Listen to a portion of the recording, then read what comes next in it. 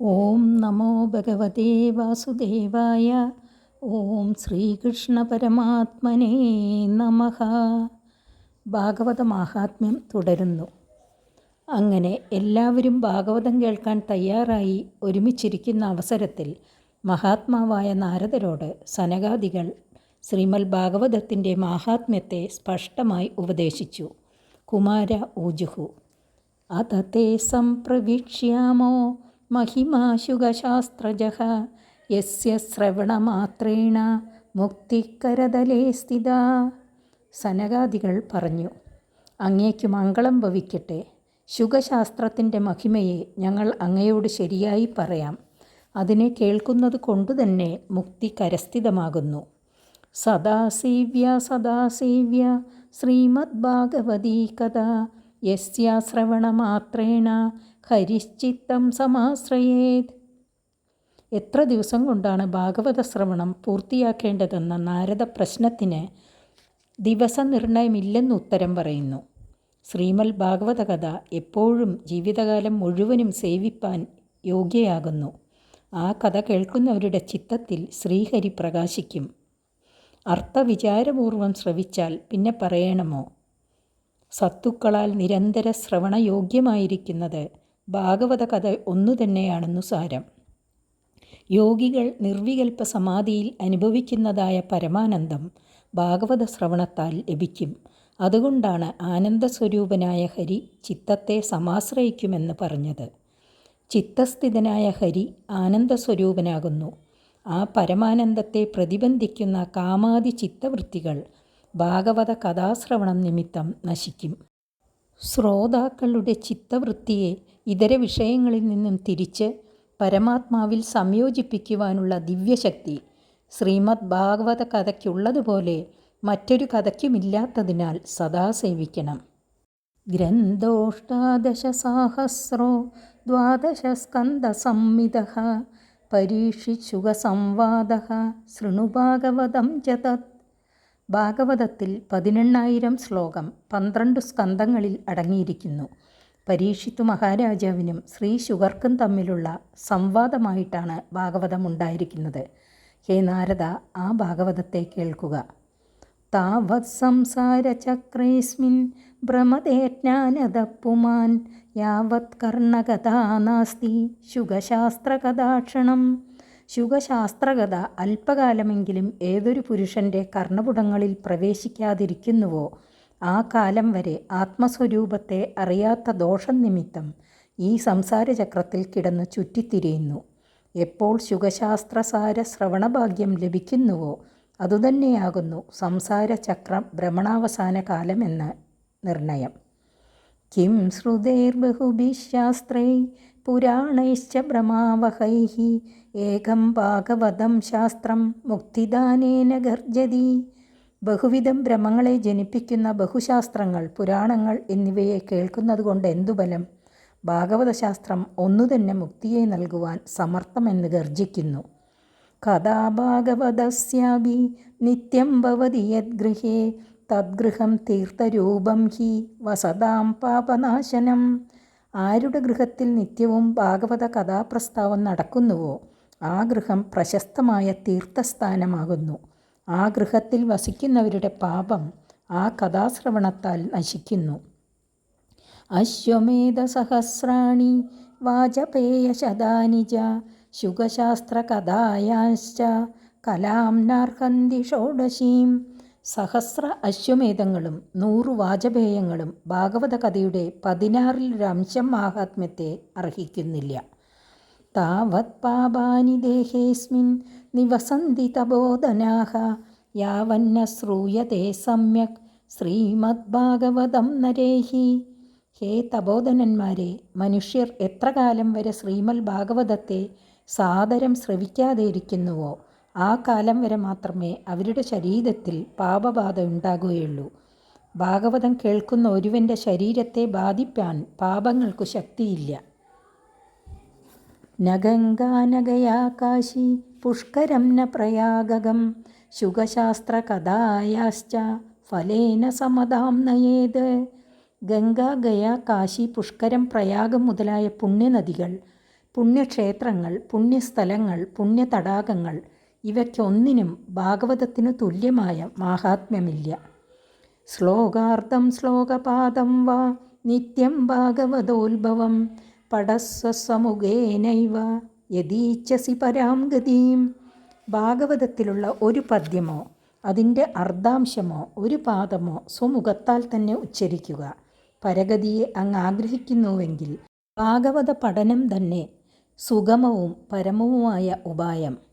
വേദാതിർവേദമാദാജ പൗരുഷം സൂക്തമേവ ച ത്രയീ ഭാഗവതം ചൈവ ദ്വാദശാക്ഷരമേവ ച ദ്വാദശാത്മാ പ്രയാഗശ്ച കാലസംവത്സരാത്മകഃ ബ്രാഹ്മണശ്ചാഗ്നിഹോത്രം ച സുരഭിർദ്വാദശീ തഥാ തുളസീജ വസന്തശ്ച പുരുഷോത്തമയേവ ച ഏതേഷാം തത്വതഃ പ്രാജ്ഞൈർന പൃഥക് ഭാവയിഷ്യതേ. വേദങ്ങളുടെയും ആദിയായ പ്രണവം, വേദമാതാവായ ഗായത്രി മന്ത്രം, സഹസ്രശീർഷ പുരുഷ ഇത്യാദി 16 മന്ത്രങ്ങളടങ്ങിയ പുരുഷ സൂക്തം, ഋഗ്വാദികളായ 3 വേദങ്ങൾ, ഭാഗവതം, ഓം നമോ ഭഗവതേ വാസുദേവായ എന്ന 12 അക്ഷരസ്വരൂപമായ മന്ത്രം, ശ്രീ സൂര്യൻ, പ്രയാഗമെന്നു പേരായ തീർത്ഥരാജൻ, സംവത്സരാരംഭമായ കാലം, ബ്രാഹ്മണർ, അഗ്നിഹോത്രം, കാമധേനു, ദ്വാദശി എന്ന തിഥി, തുളസി, വസന്ത ഋതു, ഭഗവാൻ ശ്രീനാരായണൻ ഈ 16 പേർക്കും അന്യോന്യ ഭേദമില്ലെന്നാണ് വിദ്വാൻമാരുടെ അഭിപ്രായം. ഖേദമുണ്ടെന്നറിയുന്നവർ അജ്ഞന്മാരാണ്. യശ്ച ഭാഗവതം ശാസ്ത്രം വാചയേതർത്ഥതോനിശം ജന്മകോടി കൃതം പാപം നശ്യതേനാത്ര സംശയഃ. ആരാണോ ഭാഗവതശാസ്ത്രത്തെ അർത്ഥത്തോടുകൂടി പ്രതിദിവസം വായിക്കുന്നുവോ അവൻ്റെ കോടി ജന്മങ്ങളിലുള്ള പാപങ്ങളും നശിക്കുമെന്നതിൽ സംശയമില്ല. ശ്ലോകാർദ്ധം ശ്ലോകപാദം വാ പഠേത് ഭാഗവതം ചയഃ നിത്യം പുണ്യമവാപ്നോതി രാജസൂയാശ്വമേധയോഃ. ഏതൊരു പുണ്യവാൻ ഭാഗവതത്തിലുള്ളതായ ഒരു ശ്ലോകമോ ശ്ലോകാർദ്ധമോ ശ്ലോകപാദമോ പ്രതിദിവസം ഉച്ചരിക്കുന്നുവോ അവൻ എല്ലാ ദിവസവും രാജസൂയം, അശ്വമേധമെന്ന യാഗങ്ങളെ വിധിപ്രകാരം അനുഷ്ഠിച്ചാൽ ഉണ്ടാകുന്ന ബലം പ്രാപിക്കുന്നു. ഉക്തം ഭാഗവതം നിത്യം കൃതം ജഹരി ചിന്തനം തുളസി പോഷണം ചൈവ ധേനൂനാം സേവനം സമം. ശുഗമുനിയാൽ കീർത്തിക്കപ്പെട്ട ഭാഗവതത്തെ എല്ലാ ദിവസവും പഠിക്കുന്നതും ശ്രീഹരിസ്വരൂപത്തെ ചിന്തിക്കുന്നതും ജലാതിസേചനത്താൽ തുളസിയെ വളർത്തുന്നതും പുല്ലും വെള്ളവും ആവശ്യമുള്ള മറ്റു സാധനങ്ങളും നൽകി പശുക്കളെ പരിപാലിക്കുന്നതും അന്യോന്യം ഭേദമില്ലാത്തതായ സത്കർമാനുഷ്ഠാനമാകുന്നു. അന്ധകാലേ തു യേനൈവ ശ്രൂയതേശുകശാസ്ത്രവാക് പ്രീത്യ തസ്യൈവ വൈകുണ്ഠം ഗോവിന്ദോപി പ്രയച്ഛതി. ശരീരാവസാന കാലത്തിൽ യാതൊരു പുണ്യാത്മാവിനാൽ ശ്രീമദ് ഭാഗവതം ശ്രവിക്കപ്പെടുന്നുവോ അവന് ഭഗവാൻ ശ്രീ ഗോവിന്ദൻ പരമപ്രേമത്തോടുകൂടെ വൈകുണ്ഠലോകത്തെ നൽകുന്നു.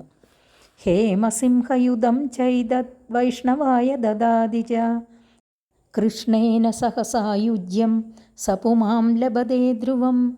ഈ ഭാഗവത ഗ്രന്ഥത്തെ സ്വർണം കൊണ്ട് നിർമ്മിച്ചതായ സിംഹാസനത്തിന്മേൽ വെച്ചിട്ട് ശ്രീ വിഷ്ണു ഭക്തനായിക്കൊണ്ട് യാതൊരു ദാനവാനായ പുണ്യാത്മാവ് നൽകുന്നുവോ അവൻ മരണാനന്തരം ശ്രീകൃഷ്ണനോടുകൂടെ സായുജ്യമുക്തിയെ പ്രാപിക്കുന്നു. ആ ജന്മമാത്രമഭിയേന ഷഡേന കിഞ്ചിച്ചിത്തം വിദായ ശുഗശാസ്ത്രകഥാനപീത ചണ്ഡാലവച്ചകരവത് വദതേന നീതം മിഥ്യാ സ്വജന്മജനനി ജനിദുഃഖഭാജ. ഉത്തമ പുരുഷാർത്ഥപ്രാപ്തിഹേതുകമായ ഭാഗവത പാഠശ്രവണാദികളെ ആവശ്യം അനുഷ്ഠിക്കേണ്ടതാണെന്ന് കാണിപ്പാൻ വേണ്ടി അതിൽ മനസ്സില്ലാത്തവരെക്കുറിച്ച് ഖേദിച്ചും കൊണ്ട് നിന്ദിക്കുന്നു. ഏതൊരു ഷഡനായ പുരുഷൻ ജന്മാരംഭം മുതൽ മരണപര്യന്തം അല്പസമയമെങ്കിലും മനസ്സിരുത്തി ഭാഗവത കഥാസാര പീയൂഷത്തെ ആസ്വദിക്കാതിരിക്കുന്നുവോ അവൻ്റെ ജന്മം ചണ്ഡാല ജന്മം പോലെയും കഴുതയുടെ ജന്മം പോലെയും പുരുഷാർത്ഥോപയോഗിയാകാതെ വ്യർത്ഥമായിട്ട് കഴിയുന്നു. അവനെ ഗർഭധാരണ, പ്രസവ, പോഷണാദി ക്ലേശങ്ങളെ സഹിച്ചു വളർത്തിവിട്ട മാതാവിൻ്റെ പ്രവൃത്തിയെ അവൻ നിഷ്ഫലമാക്കുന്നു. കർമ്മ യേന ശ്രുതം ശുഗകഥാവചനം ന കിഞ്ചിത് ദിക്തം നരം പശുസമം ഭുവിഭാരരൂപാമേവം വദന്തി ദിവിദേവ സമാജമുഖ്യാഃ. ഏതൊരുവനാൽ ഭാഗവത കഥ അല്പമാത്രമെങ്കിലും ശ്രവിക്കപ്പെടാതിരിക്കുന്നുവോ പാപകർമ്മത്തിനായി മാത്രം ജീവിതം നയിക്കുന്ന അവൻ ജീവൻ മൃതനാകുന്നുവെന്ന് പറയപ്പെടുന്നു. ഭൂമിക്ക് ഭാരമായിരിക്കുന്ന മൃഗപ്രായനായ ആ മനുഷ്യൻ നിന്ദാർഹൻ തന്നെ എന്നിങ്ങനെ ദേവസംഘത്തിൽ മുഖ്യന്മാരായവർ പറയുന്നു. ഭാഗവത ശ്രവണ പാഠാദികളിൽ അല്പവും മനസ്സിരുത്താത്തവൻ മൃഗതുല്യനും ജീവിച്ചിരിക്കുന്നുവെങ്കിലും മരിച്ചതിനു തുല്യനുമാകുന്നുവെന്ന് സാരം. ദുർലഭൈവ കഥാലോകേ ശ്രീമദ് ഭാഗവതോത്ഭവ കോടിജന്മസമുത്തേന പുണ്യേനൈവ തുലഭ്യതേ. ലോകത്തിൽ ശ്രീമൽ ഭാഗവത കഥാശ്രവണ പാരായണ ശ്രദ്ധ ദുർലഭം തന്നെ. കോടി ജന്മങ്ങളിൽ ചെയ്ത പുണ്യത്താൽ മാത്രമേ അത് ലഭിക്കുകയുള്ളൂ. തേന യോഗനിധേധീമൻ ശ്രോതവ്യാസ പ്രയത്നതഃ ദിനാനാം നിയമോ നാസ്തി സർവദാ ശ്രവണം മതം. അതുകൊണ്ട് ഹേ യോഗനിധിയും ബുദ്ധിമാനുമായ നാരദമുനി, ആ ഭാഗവത കഥ പ്രയത്നപ്പെട്ടിട്ടും ജീവിതകാലം മുഴുവനും കേൾക്കപ്പെടുവാൻ യോഗ്യയാകുന്നു. ഇത്ര ദിവസം കൊണ്ട് കേൾക്കണമെന്നുള്ള നിയമമില്ല. സത്യേന ബ്രഹ്മചര്യേണ സർവദാ ശ്രവണം മതം അശക്യത്വാത് കലൗ ബോധ്യോ വിശേഷോത്ര ശുഖാജ്ഞയാ. യഥാർത്ഥ ഭാഷണം, സ്ത്രീസംഗം ഇല്ലായ്മയാകുന്ന ബ്രഹ്മചര്യം എന്നീ 2 വ്രതങ്ങളോടുകൂടെ എപ്പോഴും ശ്രവിക്കണമെന്നാണ് സജ്ജനാഭിപ്രായം. കലിയുഗത്തിൽ ഈ വ്രതം എപ്പോഴും അനുഷ്ഠിക്കുവാൻ സാധിക്കാത്ത ഹേതുവാൽ ഭാഗവതാചാര്യനായ ശ്രീ ശുഗമുനിയുടെ ആജ്ഞാനുസരണമുള്ള വിശേഷ ശ്രവണവിധി അറിയപ്പെടുവാൻ യോഗ്യമാകുന്നു. സർവദാ ശ്രവണം തന്നെ സന്മതം. എങ്കിലും വിശേഷവിധി ശ്രീ ശുഗാചാര്യർ തന്നെ നിശ്ചയിച്ചിട്ടുണ്ട്. മനോവൃത്തിജയം ചൈവ നിയമാചരണം തഥാ ദീക്ഷാം കർത്തുമശക്യത്വാത് സപ്താഹശ്രവണം മതം. മനസ്സിൻ്റെ ചാഞ്ചല്യത്തെ ജയിക്കുക എന്നതും 6-ാം അധ്യായത്തിൽ പറവാൻ പോകുന്ന നിയമങ്ങളെ അനുഷ്ഠിക്കുക എന്നതും വിഷ്ണുപരമായ ദീക്ഷ ചെയ്യുക എന്നതും സുഖകരമല്ലാത്തതിനാൽ 7 ദിവസം കൊണ്ട് കേൾക്കുന്നതാണ് ഉത്തമമെന്ന് നിശ്ചയിക്കപ്പെട്ടിരിക്കുന്നു. ശ്രദ്ധാദശ്രവണേ നിത്യം മാഗേ താവദ്ദിയത് ബലം തദ്ബലം ശുഗദേവേന സപ്താഹശ്രവണേ കൃതം. ചിങ്ങം കുംഭം മാസങ്ങളിൽ പ്രതിദിവസവും ശ്രദ്ധാപൂർവം ഭാഗവതം സമ്പൂർണമായി ശ്രവിക്കുന്നതിനാൽ ഏതൊരു ബലം സിദ്ധിക്കുമോ ആ ബലം സപ്താഹശ്രവണത്തിൽ നിന്ന് ലഭിക്കുമെന്ന് ശ്രീ ശുഗദേവൻ നിശ്ചയിച്ചിരിക്കുന്നു. മനസശ്ചാജയാദ്രോഗാത് പുംസാം ചൈവായുഷക്ഷയാത് കലേർദോഷബഹുത്വാച്ച സപ്താഹശ്രവണം മതം. മനസ്സിൻ്റെ ജയം അശക്യമായതുകൊണ്ടും രോഗാദിബാധകൾ കൊണ്ടും ജനങ്ങളുടെ ആയുസ്സിൻ്റെ ക്ഷയം ഹേതുവായിട്ടും കലിയിലുള്ള ദോഷാധിക്യം നിമിത്തവും നിത്യപാരായണ ശ്രവണാദികൾക്ക് മുടക്കം വരാവുന്നതാകയാൽ സപ്താഹശ്രവണം നിശ്ചയിക്കപ്പെട്ടിരിക്കുന്നു. യദ്ബലം നാസ്തി തപസ ന യോഗേന സമാധിന അനായേസേന തത്സർവം സപ്താഹശ്രവണേ ലഭേത്. തപസ്, യോഗം, സമാധി എന്നിങ്ങനെയുള്ള പ്രയാസബഹുള കർമ്മങ്ങൾ ചെയ്താലും ഏതൊരു പരമബലം സുലഭമല്ലയോ ആ മഹാത് പുരുഷാർത്ഥ ലാഭം സപ്താഹശ്രവണത്താൽ ലഭിക്കും. യത്നാത് ഗർജതി സപ്താഹ സപ്താഹോ ഗർജതി വ്രതാത് തപസോ ഗർജതി പ്രോച്ചൈസ്തീർത്ഥാൻ നിത്യം ഹി ഗർജതി. യത്നം, വ്രതാനുഷ്ഠാനം, തപസ്, നിത്യവും തീർത്ഥസ്നാനം എന്നീ പുണ്യകർമ്മങ്ങളെക്കാൾ സപ്താഹശ്രവണം ഉത്കൃഷ്ടമാണെന്ന് ഘോഷിക്കപ്പെട്ടിരിക്കുന്നു. യോഗാത് ഗർജതി സപ്താഹോ ധ്യാനാത് ജ്ഞാനാച്ച ഗർജതി കിം ബ്രൂമോ ഗർജനം തസ്യ രേ രേ ഗർജതി ഗർജതി. യോഗം, ധ്യാനം, ജ്ഞാനം എന്നിവയേക്കാൾ ഉത്കൃഷ്ട ഞാനാണെന്ന് സപ്താഹം ഉച്ചത്തിൽ പറയുന്നു. സപ്താഹത്തിൻ്റെ ഗർജന ശക്തിയെക്കുറിച്ച് ഒന്നും പറയാൻ വയ്യ. പരമപുരുഷാർത്ഥത്തെ സാധിപ്പിക്കുവാൻ ഇതര യത്നങ്ങളെക്കാൾ ഞാൻ തന്നെ സമർത്ഥനെന്ന് സപ്താഹയത്നം ഉച്ചമായി ഘോഷിക്കുന്നു.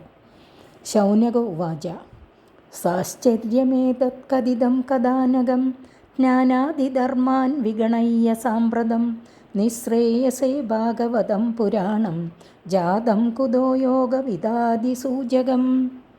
ശൗനകൻ പറഞ്ഞു, അങ്ങ് പറഞ്ഞതായ ഈ കഥ എത്രയും ആശ്ചര്യകരം തന്നെ. എന്തുകൊണ്ടെന്നാൽ ജ്ഞാനയോഗം, കർമ്മയോഗം, അഷ്ടാംഗയോഗം മുതലായ സാധനങ്ങളൊന്നും ഭാഗവത പുരാണ പാഠ ശ്രവണാദികളെപ്പോലെ സുഗമമായി മോക്ഷത്തെ സാധിപ്പിക്കുന്നില്ലെന്നാണല്ലോ ഈ കഥയുടെ സാരം. അത്ര മാഹാത്മ്യമേറിയതും യോഗജ്ഞാനാദികളെ സൂചിപ്പിക്കുന്നതുമായ ഈ ഭാഗവത പുരാണത്തിൻ്റെ ഉത്പത്തി ഏതു വിധത്തിലാണെന്നുകൂടെ അറിവാൻ ആഗ്രഹമുണ്ട്. സൂത ഉവാച. യഥാ കൃഷ്ണോദരാം തെക്ത്വാ സ്വപദം ഗന്തുമുദ്യതഃ ഏകാദശം പരിസൃത്യാപ്യുദ്ധവോ വാക്യമബ്രവീത്. സൂതൻ മറുപടി പറയുകയാണ്. ശ്രീകൃഷ്ണൻ ഭൂതലത്തെ ഉപേക്ഷിച്ചിട്ട് സ്വസ്ഥാനമായ വൈകുണ്ഠത്തെ പ്രവേശിപ്പാൻ എപ്പോൾ ഒരുങ്ങിയോ അപ്പോൾ ഏകാദശ സ്കന്ധത്തിൽ ശ്രീകൃഷ്ണോ ഉദ്ധവ സംവാദരൂപമായി പ്രതിപാദിച്ചിരിക്കുന്ന ജ്ഞാനത്തെ ശ്രീകൃഷ്ണ മുഖാരവിന്ദത്തിൽ നിന്നു തന്നെ ശ്രവിച്ചുവെങ്കിലും ഉദ്ധവർ പിന്നെയും ഈ വിധം പറഞ്ഞു. ഉദ്ധവ ഉവാച. ത്വം തു യാസ്യസി ഗോവിന്ദ ഭക്തകാര്യം വിദായജ മച്ചിത്തെ മഹദീ ചിന്ത താം ശ്രുത്വാ സുഖമാവഹ. ഉദ്ധവർ ശ്രീകൃഷ്ണനോട് പറഞ്ഞതിനെ അടുത്ത 5 ശ്ലോകം കൊണ്ട് വിവരിക്കുകയാണ്. ഹേ ഗോവിന്ദ, ഭക്തകാര്യത്തെ വേണ്ടും വിധം സാധിപ്പിച്ച അങ്ങ് സ്വസ്ഥാനത്തെ പ്രാപിപ്പാൻ ഭാവിക്കുന്നു. നിശ്ചയം തന്നെ എൻ്റെ മനസ്സിൽ ഏറ്റവും വലുതായ ചിന്തയുദിക്കുന്നു. അതിനെ സകരുണം ശ്രവിച്ച ശേഷം സംശയം തീർത്തു മംഗളത്തെ ജനിപ്പിക്കണം.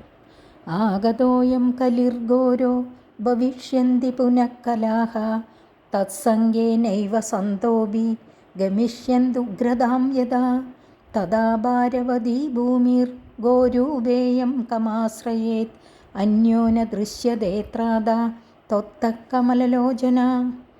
ഈ കലിയുഗം ആരംഭിച്ചിരിക്കുന്നു. രണ്ടാമതും ദുർജനങ്ങളുണ്ടാകും.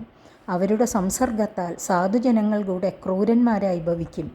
അപ്പോൾ ഭാരമേറിയ സങ്കടം തീർപ്പാൻ ഗോരൂപയായി ഭവിച്ച ഈ ഭൂമിദേവി ആരെ രക്ഷയ്ക്കായിട്ട് ആശ്രയിക്കും? ഹേ പുഷ്കരാക്ഷ, അങ്ങയെ കൂടാതെ അന്യനായ ഒരു രക്ഷിതാവിനെ കാണുന്നില്ല. അദസത്സുതയാം കൃത്വാ ഭക്തവത്സലമാവ്രജ ഭക്താർത്ഥം സഗുണോ ജാതോ നിരാകാരോ വിചിന്മയഃ. അതുകൊണ്ട് ഹേ ഭക്തവത്സല, സാധുജനങ്ങളുടെ മേൽ കരുണ വിചാരിച്ചിട്ട് അങ്ങ് ഭൂലോകം വിട്ടുപോകാതിരിക്കണം.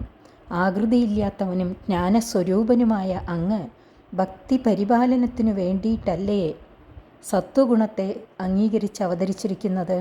അതിനാൽ ഭക്തന്മാരെ പിരിയാതെ ഇവിടെ തന്നെ വസിക്കുന്നതല്ലേ സമുചിതം. തദ്വിയോഗേന തേ ഭക്ത കഥം സ്ഥാസ്യന്തി ഭൂതലേ നിർഗുണോപാസനേ കഷ്ടമത കിഞ്ചിദ്ദി വിചാരയഃ. അങ്ങയുടെ ഭക്തന്മാർ അങ്ങയുടെ വിരഹത്തെ സഹിച്ചും കൊണ്ട് ഭൂതലത്തിൽ എങ്ങനെ വസിക്കും? സ്വാമിയെ പിരിഞ്ഞിട്ടുള്ള സേവകനിവാസം കഷ്ടമല്ലേ? വേദാന്ത വാക്യങ്ങളാൽ ബോധിപ്പിക്കപ്പെടുന്ന അങ്ങയുടെ നിർഗുണ സ്വരൂപത്തെ സേവിപ്പാൻ ഏറ്റവും പ്രയാസം തന്നെയാണ്. രൂപവും ഗുണവും അതിക്രമിച്ചിരിക്കുന്ന ജ്ഞാനാനന്ദ സ്വരൂപം മനസ്സിനാലംബമായി വരികയില്ല. അതുകൊണ്ട് അങ്ങയുടെ ഭക്തന്മാരെ ആശ്വസിപ്പിക്കുവാനുള്ള മാർഗത്തെക്കുറിച്ച് ആലോചിച്ച് അങ്ങ് കൃപ ചെയ്യണം. ഇത്യുദ്ധവചത് ശ്രുത്വാ പ്രഭാസേ ചിന്തയദ്ധരീഹി ഭക്താവലംബനാർത്ഥായ കിം വിധേയം മയേതിജ. ഇപ്രകാരം ഉദ്ധവർ പറഞ്ഞത് കേട്ടപ്പോൾ പ്രഭാസമെന്ന തീർത്ഥസ്ഥാനത്തിൽ വസിക്കുന്ന ഭഗവാൻ ശ്രീഹരി ഭക്തജനങ്ങളുടെ ആശ്രയത്തിനായിക്കൊണ്ട് ഞാനിപ്പോൾ എന്താണ് ചെയ്യേണ്ടത് എന്ന് ചിന്തിച്ചു. സ്വകീയം യത് ഭവത്തേജസ്തദ്വൈ ഭാഗവതേ ദദാത് തിരോധായ പ്രവിഷ്ടോയം ശ്രീമദ്ഭാഗവതാർണവം തേനേയ വാങ്മയീ മൂർത്തി പ്രത്യക്ഷാ വർത്തതേ ഹരേഃ സേവനാശ്രവണാത് പാഠാത് ദർശനാത് പാപനാശിനി. സർവപ്രകാശകമായ തൻ്റെ തേജസ്സിനെ ശ്രീമദ് ഭാഗവതത്തിൽ സ്ഥാപിച്ചു. അവതാര സ്വരൂപത്തോടുകൂടെ മറഞ്ഞ ശേഷം ശ്രീമദ് ഭാഗവത സമുദ്രത്തിൽ ചെന്നിരുന്നു. ശ്രീമദ് ഭാഗവത സമുദ്രം ശ്രീകൃഷ്ണൻ്റെ ഉൽപ്പത്തി സ്ഥാനമാണെന്ന് സാരം. അതുകൊണ്ട് ശ്രീമദ് ഭാഗവതം ശ്രീകൃഷ്ണ ഭഗവാന്റെ വാങ്മയിയായ മൂർത്തിയാകുന്നു. ആ സ്വരൂപം സർവേന്ദ്രിയങ്ങൾക്കും വിഷയമായി തന്നെ ഇരിക്കുന്നതിനാൽ അതിനെ സേവിക്കുക, കേൾക്കുക, പഠിക്കുക, ദർശിക്കുക എന്നിവയിൽ ആസക്തന്മാരായവരുടെ പാപത്തെ നശിപ്പിക്കുവാൻ ആ വാങ്മയിയായ മൂർത്തി സമർത്ഥയായിരിക്കുന്നു. സപ്താഹശ്രവണം തേന സർവേഭ്യോക്തധികം കൃതം സാധനാനി തിരസ്കൃത്യ കലോ ധർമ്മോയമീരിതഃ. ആ കാരണത്താൽ 7 ദിവസം കൊണ്ട് ഭാഗവതം പൂർണ്ണമായി ശ്രവിക്കുന്നത് മറ്റു സാധനങ്ങളെക്കാൾ മോക്ഷലാഭത്തിന് ഉത്കൃഷ്ടമായ സാധനമാണെന്ന് നിശ്ചയിക്കപ്പെട്ടിരിക്കുന്നു. കലിയുഗത്തിൽ ഇതര സാധനങ്ങളെ തിരസ്കരിച്ചിട്ടും സപ്താഹയത്നരൂപമായ ധർമ്മം പ്രധാനമെന്ന് സർവജ്ഞന്മാരാൽ പറയപ്പെട്ടിരിക്കുന്നു. ദുഃഖദാരിദ്ര്യ ദൗർഭാഗ്യ പാപപ്രക്ഷാളനായ ച കാമക്രോധജയാർത്ഥം ഹി കലോ ധർമ്മോയമീരിതഃ. ശരീരത്തിൽ ബാധിക്കുന്ന വ്യാധി ആദികളാൽ ഉണ്ടാകുന്ന ദുഃഖം, ധനാദ്യഭാവഹേതുകമായ ദാരിദ്ര്യം, പരിശ്രമിച്ചാലും ഫലപ്രാപ്തി ഇല്ലാതെയാകുന്നതിന് കാരണമായ ദൗർഭാഗ്യം, കർമ്മദോഷം, ശരീരം, വാക്ക്, മനസ്സ് മുതലായവയാൽ അറിഞ്ഞും അറിയാതെയും ചെയ്യപ്പെടുന്നതായ പാപം എന്നീ ദോഷങ്ങളെ ഇല്ലാതെയാക്കുവാനും കാമക്രോധാദി ദോഷവൃത്തികളെ ജയിപ്പാനും കലിയുഗത്തിൽ സമുചിത ധർമാനുഷ്ഠാനം സപ്താഹ ശ്രവണമാണെന്ന് പറയപ്പെട്ടിരിക്കുന്നു. അന്യഥാ വൈഷ്ണവീമായ ദേവൈരഭിസുദുസ്ത്യജ കഥം ത്യാജ ഭവേത് പുംഭി സപ്താഹോത്ര പ്രകീർത്തിതഃ. ദേവന്മാരാൽ കൂടെ പ്രയാസപ്പെട്ടാലും ഉപേക്ഷിപ്പാൻ സാധിക്കാത്തതായ വിഷ്ണുമായയെ സാധാരണ ജനങ്ങൾക്ക് എങ്ങനെ ഉപേക്ഷിക്കാൻ കഴിയും? അതുകൊണ്ട് സാധാരണ ജനങ്ങൾക്കു കൂടെ പ്രയാസം കൂടാതെ വിഷ്ണുമായ ബാധയിൽ നിന്ന് മോചിപ്പാനുള്ള പരമോപായം സപ്താഹയത്നം ഒന്നുമാത്രമാകുന്നു. എന്നെ തന്നെ ശരണം പ്രാപിക്കുന്നവർ എൻ്റെ ഈ മായാബാധയിൽ നിന്ന് മുക്തന്മാരായി വരുമെന്ന് ഭഗവാൻ അരുളി ചെയ്തിരിക്കുന്നു. ഈ ഭാഗവതം ഭഗവാന്റെ വാങ്മയിയായ മൂർത്തിയാകയാൽ ഇതിനെ ശരണം പ്രാപിക്കുന്നതാണ് ഉത്തമം എന്നറിഞ്ഞുകൊള്ളണം. സൂത ഉവാച ഏവം നഗാഹ ശ്രവണോരു ധർമ്മേ പ്രകാശ്യമാനേ ഋഷിഭിഃ സഭായാം ആശ്ചര്യമേകം സമഭൂത്തദാനീം തദുച്യതേ സംശൃണുശൗനകത്വം. സൂതൻ പറഞ്ഞു, ഇപ്രകാരം ഋഷികളാൽ സഭയിൽ സപ്താഹ ശ്രവണരൂപമായ മഹാധർമ്മം പ്രകാശിപ്പിക്കപ്പെട്ടപ്പോൾ ഒരാശ്ചര്യമുണ്ടായി. ഹേ ശൗനക, അതിനെ ഞാൻ പറയാം, അങ്ങ് കേൾക്കുക. ഭക്തിസ്തുതൗ തൗ തരുണൗ ഗൃഹീത്വാ പ്രേമൈകരൂപാ സഹസാ വിരാസീത് ശ്രീകൃഷ്ണ ഗോവിന്ദ ഹരേ മുരാരേ നാദേതി നാമാനി മുഹുർവദന്തി. സപ്താഹ മാഹാത്മ്യ പ്രഖ്യാപനം നിമിത്തം ജ്ഞാനവൈരാഗ്യങ്ങളാകുന്ന 2 പുത്രന്മാരുടെയും വാർദ്ധക്യം നശിച്ചു.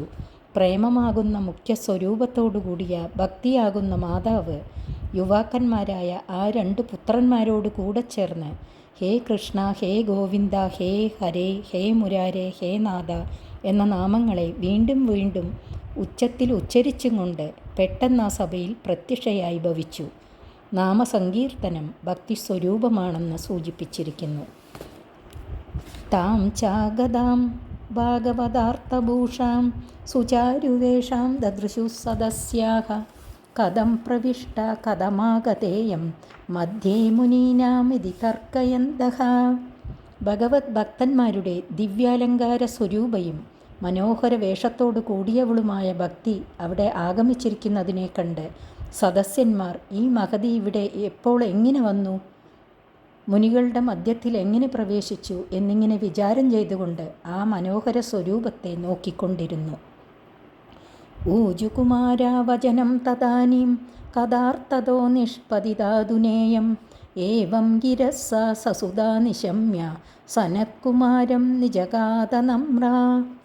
ശ്രീമദ് ഭാഗവത മാഹാത്മ്യത്തെ പ്രതിപാദിച്ചതായ കഥയുടെ അർത്ഥശ്രവണം നിമിത്തം ഇപ്പോൾ ഇവിടെ വന്നിരിക്കുന്നുവെന്ന് കുമാരന്മാർ പറഞ്ഞ വാക്കുകളെ പുത്രന്മാരോട് ചേർന്നിരിക്കുന്ന ഭക്തി കേട്ടിട്ട് സനൽകുമാരനെ നമസ്കരിച്ച് ഇപ്രകാരം പറഞ്ഞു. ഭക്തിരുവാച ഭവൽഭിരദ്യൈവ കൃതാസ്മി പുഷ്ട കലിപ്രണഷ്ടാഭികഥാരസേന ക്വാഹം തു തിഷ്ട്യാമ്യധുനാ ബ്രുവന്തു ബ്രാഹ്മ്യായിദം താം ഗിരമോചിരേ തേ. ഭക്തി പറഞ്ഞു, കലിദോഷം നിമിത്തം ഞാൻ ഖണ്ഡിക്കപ്പെട്ട ശരീരത്തോട് കൂടിയവളായിരുന്നുവെങ്കിലും കഥാരസത്താൽ ഭവാന്മാർ എന്നെ ഇപ്പോൾ പോഷിപ്പിച്ചിരിക്കുന്നു. ഞാനും എൻ്റെ പുത്രന്മാരും എവിടെയാണ് ഇരിക്കേണ്ടതെന്ന് ഭവാന്മാർ പറയണമെന്ന് ചോദിച്ചതിനെ കേട്ട ബ്രഹ്മപുത്രന്മാർ ഇങ്ങനെ പറഞ്ഞു. ഭക്തേഷു ഗോവിന്ദ സ്വരൂപധർത്രി പ്രേമൈകകർത്രി ഭവരോഗഹന്ത്രി സാത്വം ജതിഷ്ഠസ്വ സുധൈര്യ സംശ്രയ നിരന്തരം വൈഷ്ണവമാനസാനി. ഭക്തിയുടെ വൈഭവത്തെ പ്രശംസിച്ചും കൊണ്ട് സനകാദികൾ സ്ഥാനത്തെ നിർദ്ദേശിക്കുന്നു. ഹരിദാസന്മാരിൽ ശ്രീ ഗോവിന്ദരൂപത്തെ ധരിക്കുന്നവളും പ്രേമത്തെ മാത്രം ജനിപ്പിക്കുന്നവളും ജന്മമരണ പ്രവാഹരൂപമായ സംസാര രോഗത്തെ ഹനിക്കുന്നവളുമായ ആ സുപ്രസിദ്ധയായ ഭവതി ശോഭനമായ ധൈര്യത്തെ അവലംബിച്ചിട്ട് ഭഗവത് ഭക്തന്മാരുടെ മാനസങ്ങളിൽ നിരന്തരം വസിച്ചുകൊള്ളുക. ഭവതിയുടെ വാസം നിമിത്തം നിറഞ്ഞിരിക്കുന്ന ആ മാനസങ്ങളിൽ ഇതര വൃത്തികൾക്കിരിപ്പാൻ സ്ഥലം കൊടുക്കാതിരിക്കത്തക്കവണ്ണം ഇടവിടാതെ വസിക്കുക. അധോപി ദോഷ കലിജായി മേ ത്വാം ദ്രഷ്ടും ന ശക്താ പ്രഭവോപി ലോകേ ഏവം തദാജ്ഞാവസരേഭി ഭക്തിസ്തദാ നിഷണ്ണ ഹരിദാസചിത്തേ. അതു ഹേതുവായിട്ട് ലോകത്തിൽ സ്വപ്രഭാവത്തെ കാണിപ്പാൻ സമർത്ഥങ്ങളായിരിക്കുന്നുവെങ്കിലും കലികാല ദോഷങ്ങൾ ഭവതിയെ നോക്കുവാൻ പോലും സമർത്ഥങ്ങളാകയില്ല. ഇപ്രകാരം സനകാദികളുടെ കൽപ്പന ലഭിച്ച തൽക്ഷണം ഹരിദാസന്മാരുടെ ചിത്തത്തിൽ ഭക്തി വസിച്ചു.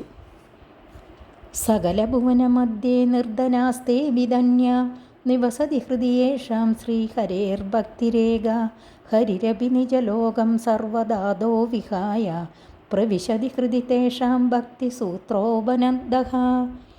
ഏതൊരുത്തരുടെ ഹൃദയത്തിൽ സകല ദുഃഖങ്ങളെയും സംഹരിച്ച് പരമാനന്ദത്തെ നൽകുന്ന ശ്രീഹരിയുടെ പേരിൽ നിശ്ചലയായ ഭക്തി നിരന്തരം പ്രതിഷ്ഠയെ പ്രാപിച്ചിരിക്കുന്നുവോ അവർ സകല ലോകങ്ങളിൽ വെച്ചും മഹാദരിദ്രന്മാരാണെന്നിരിക്കിൽ കൂടെ പരമഭാഗ്യവാന്മാരാകുന്നു. എന്തുകൊണ്ടെന്നാൽ ഭക്തിയാകുന്ന രജ്ജുവിനാൽ ബന്ധിക്കപ്പെട്ടിരിക്കുന്ന ഭഗവാൻ ശ്രീഹരി സ്വലോകമായ വൈകുണ്ഠത്തെ എല്ലാം കൊണ്ടും ഉപേക്ഷിച്ചിട്ടും അവരുടെ ഹൃദയത്തിൽ പ്രവേശിക്കുന്നു. അഹോ, ഭക്തിവൈഭവം അവർണ്ണനീയം. ഭ്രൂമോദ്യതേ കിമധികം മഹിമാനമേവം ബ്രഹ്മാത്മകസ്യ ഭുവി ഭാഗവതാഭിധസ്യ യത്സംശ്രയാന്നിഗദനാ ലഭതേ സുവക്ത ശ്രോതാഭി കൃഷ്ണസമധാമലമന്യധർമ്മൈഃ. ഹേ നാരദമുനെ, ഭാഗവതമെന്നത് വേദത്തിനുള്ള മറ്റൊരു പേരെന്നു മാത്രമേയുള്ളൂ. അതിൻ്റെ മഹിമയെ ഞങ്ങൾ അങ്ങയോട് അധികമായിട്ടെന്തിനു പറയുന്നു? ഭൂലോകത്തിലുള്ള ഏതൊരുവൻ അതിനെ സാദരം സേവിക്കുന്നുവോ, ഉച്ചരിക്കുന്നുവോ, ഭക്തിപൂർവം വ്യാഖ്യാനിക്കുന്നുവോ, കേൾക്കുന്നുവോ, ഇവരെല്ലാവരും ആനന്ദസ്വരൂപനായ ശ്രീകൃഷ്ണൻ്റെ സാദൃശ്യത്തെ പ്രാപിക്കുന്നു. ആത്മാനന്ദം അനുഭവപ്പെടുത്തുവാൻ ഇത്ര ശക്തി മറ്റൊരു ധർമ്മത്തിനുമില്ലാത്തതിനാൽ അന്യധർമാനുഷ്ഠാനങ്ങൾ ആവശ്യമില്ല. ഭാഗവത സേവ കൊണ്ടുതന്നെ പരമപുരുഷാർത്ഥം ലഭിക്കും. 3-ാം അധ്യായം സമാപിച്ചു. ബാക്കി അടുത്ത ദിവസം. ഹരി ഓം.